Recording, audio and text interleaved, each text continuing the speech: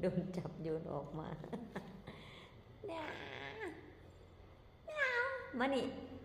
กูก็บอกแล้วว่ามึงจะเข้าไปเห็นบ่มึงโดนโยนออกมาบ่มาเร็วมาออกมาเมียวเมียวเมียวมาลูกมานอนน้ำยามาเบิดอันเนี้ยเขาจับโยนออก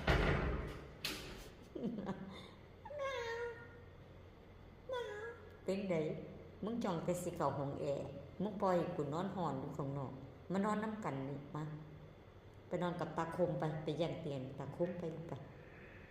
มึงดูมันเอาแต่ตัวผู้มาไว้เอาแต่สีดำไว้นอกนั้นโยนออกเบิดเพราะตัวสีดำบ่ออกเขาเปิดประตูให้ออกบ่ยอมออกสีดำ Hon gillar inte småkatter. เนี่ยเอาแต่สีดำไว้สีดำมันไม่ยอมมันจะร้องทั้งคืนน้องพูม่าถ้ามันไม่ได้เข้าห้องนี้มันจะร้องทั้งคืนจำเป็นต้องเอาไว้ในห้องโดนโยงออกข้างนอกเลยคะดูหนามูยู